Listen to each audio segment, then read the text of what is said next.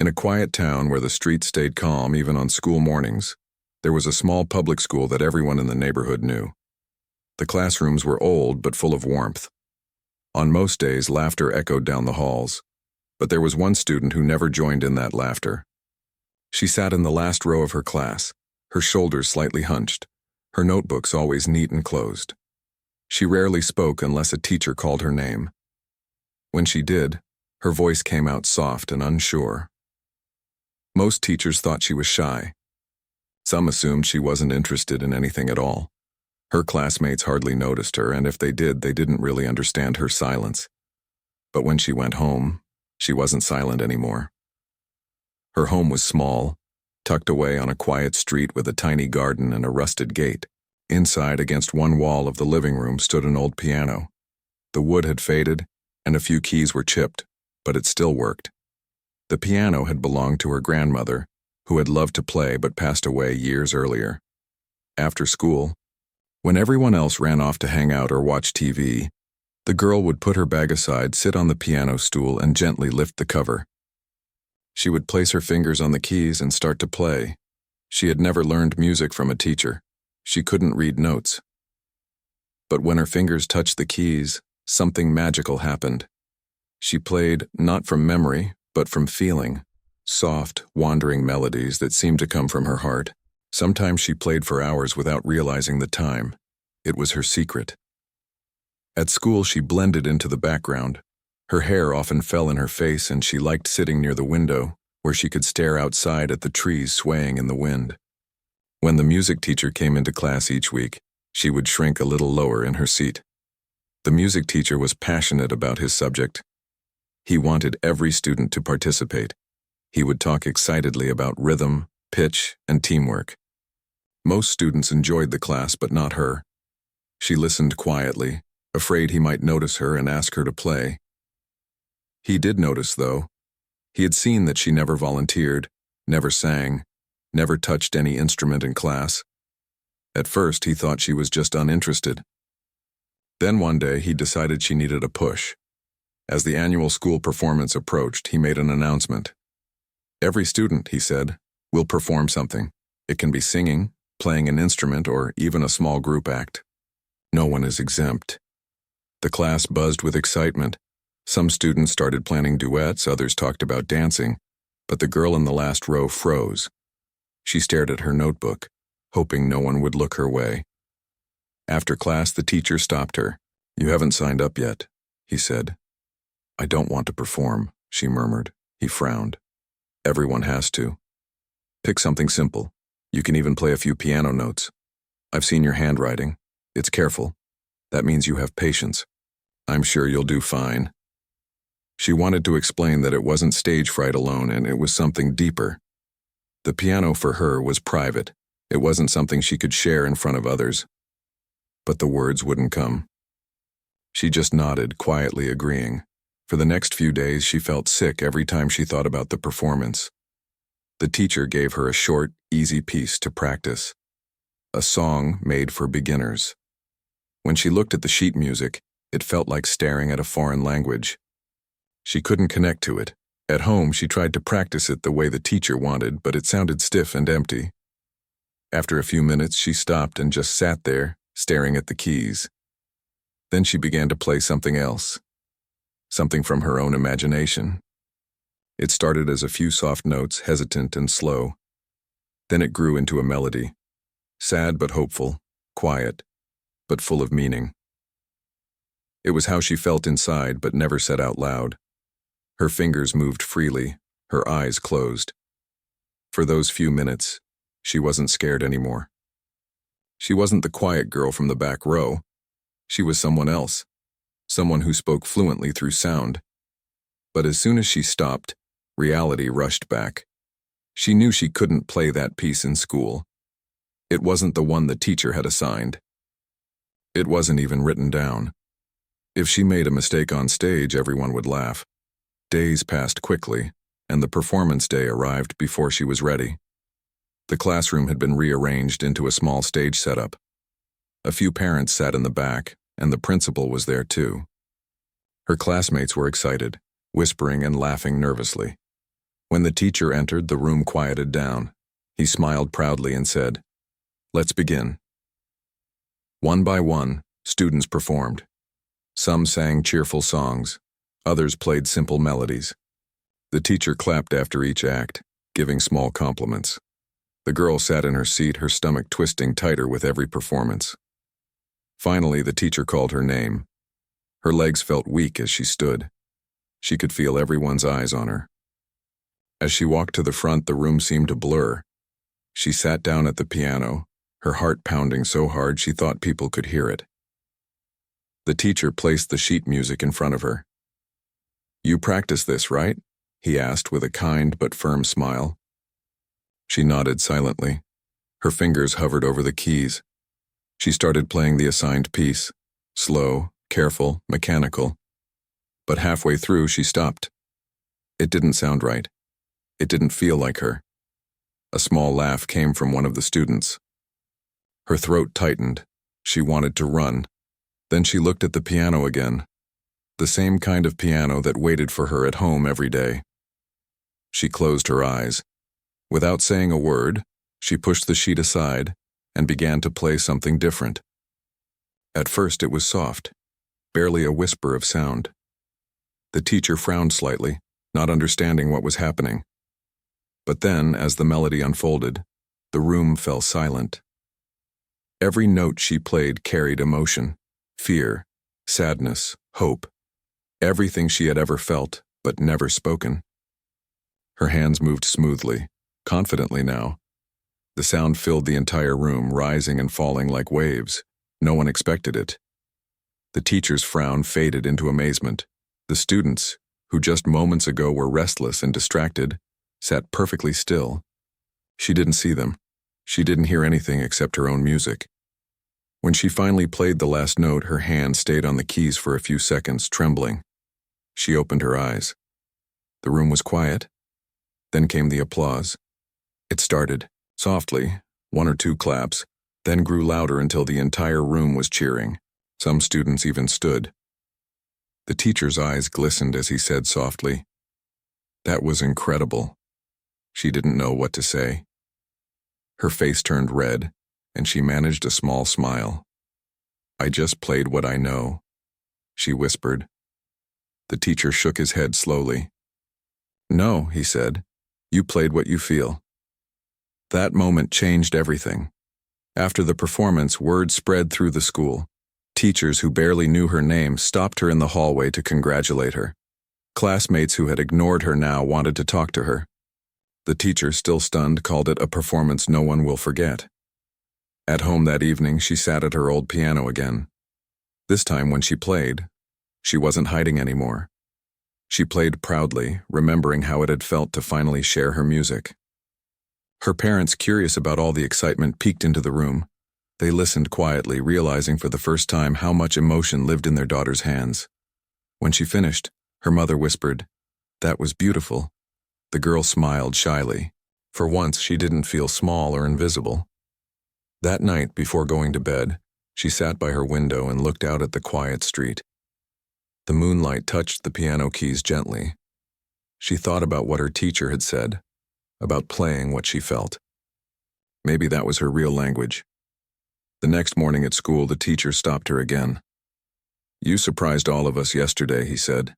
"There's another performance next month, the school concert. I want you to play there too." Her eyes widened. "I don't know if I can." He smiled. "You already did." She didn't answer, but a small, uncertain smile appeared on her face. Deep inside, she knew this was only the beginning, a beginning she had never planned, but one that would lead her toward something bigger than she could imagine. After that performance, everything began to change for the quiet girl. For years, she had walked through the school corridors like a shadow, unnoticed, unheard, just another student blending into the crowd. But the day after the concert, people didn't walk past her anymore. When she entered class, whispers followed her. Some smiled, some stared in surprise. Even students who had never spoken to her before now wanted to sit beside her. Her teacher greeted her with a warm smile and said, "You gave us all something beautiful yesterday." She nodded shyly, her cheeks turning red. Inside, she still couldn't believe what had happened. She hadn't planned it, hadn't prepared for it. She just played what her heart told her to play. But now, people were looking at her differently, not as the quiet girl, but as the girl who could make a piano speak. During lunch break, her classmates surrounded her. "How did you learn that?" one asked. "Was that your own song?" Another said, "Can you teach me to play like that?" Someone else added. She smiled politely but didn't know what to say. She had no teacher, no training. She couldn't explain it. The music just lived inside her. Later that day, the school principal called her to the office. She walked in nervously, not knowing if she had done something wrong. The principal smiled and said, "Your performance yesterday was wonderful. We want you to play at the town event next month. Many schools will attend. Would you be willing?" Her heart jumped. I don't know," she whispered. "That's a big stage." The principal leaned forward kindly. "You don't have to say yes right now. Think about it. You have something special, something people need to hear." When she left the office, she felt torn. A part of her wanted to hide again, to return to her small world where only her piano listened. But another part, a small, growing part, wanted to step forward, to see how far her music could go. That evening at home, she told her parents about the invitation. They were surprised. Her father said softly, "You never told us you could play like that." "I didn't know I could," she admitted. Her mother smiled. "If music makes you happy, do it." "Don't be afraid," so she agreed. The next few weeks were filled with quiet preparation. After finishing her schoolwork, she would sit at the piano every evening. But this time, she wasn't playing just for herself. She was shaping something new.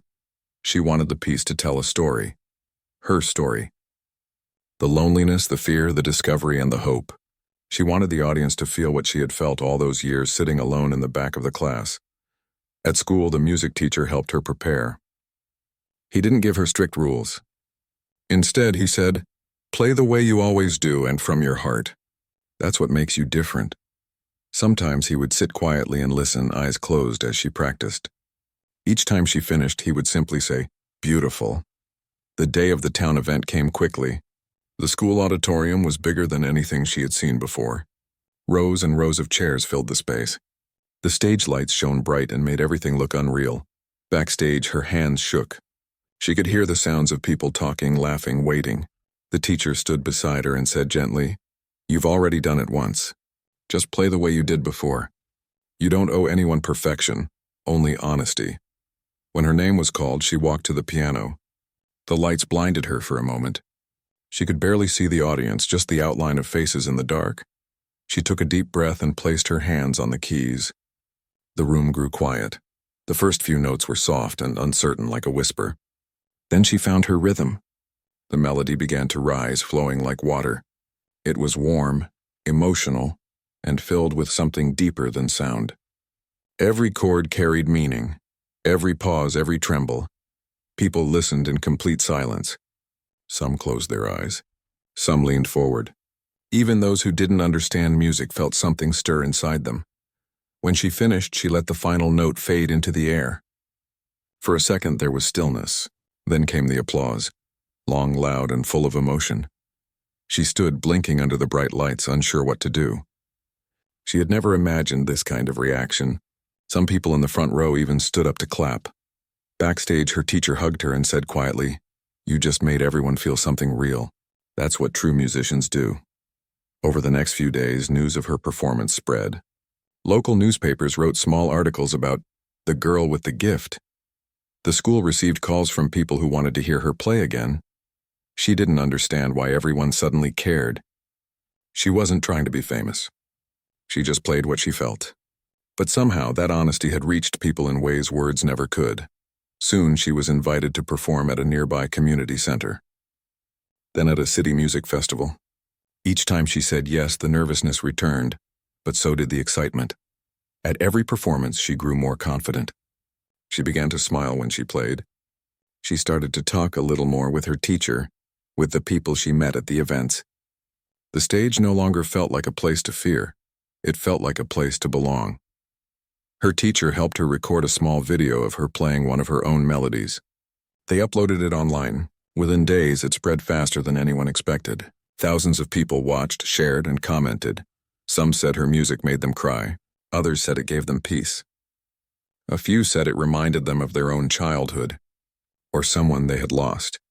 She read the comments slowly, amazed that something she had played alone in her living room could reach so many hearts. That's when she realized music wasn't just for her anymore. It was a way to connect, to speak to the world. She began receiving messages from music schools and teachers offering to train her. At first she hesitated. She didn't want her gift to become something mechanical. But her school teacher advised, "Learning won't take away your heart. It will help you share it better."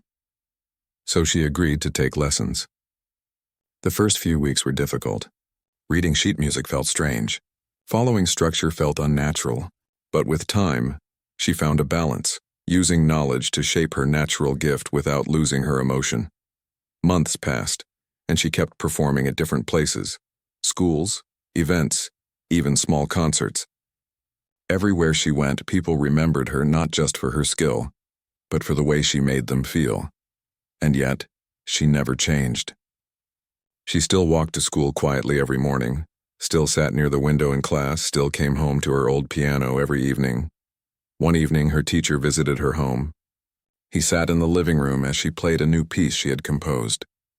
When she finished, he said softly, "You've grown so much. Do you know what makes you special?" She looked up, unsure. He smiled. "You never play to impress. You play to express. That's what the world needs." His words stayed with her. A few months later, she was invited to perform at a national music competition. Big stage, big audience. Television coverage.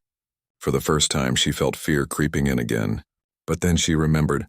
She wasn't playing for judges or cameras. She was playing for herself, and for all those who had ever been afraid to show who they truly were. When she performed that night, something magical happened again. The melody told a story, and her story, and from silence to discovery, from fear to freedom. When the last note faded, the hall erupted in applause. She didn't win first place that night, but it didn't matter. She had already won something far greater, the courage to share her voice with the world. Later, as she sat alone backstage, she smiled quietly. She remembered the day when her teacher had forced her to play in that small classroom. The day she had been terrified. The day that changed her life. It was strange how something she once feared the most had become the thing she loved the most. The next morning, she went back to her school, back to her seat by the window. Outside, the trees moved gently in the breeze. She smiled to herself, thinking, maybe every quiet person carries a sound inside them, waiting for the right moment to be heard. And when that moment finally comes, the world stops and listens.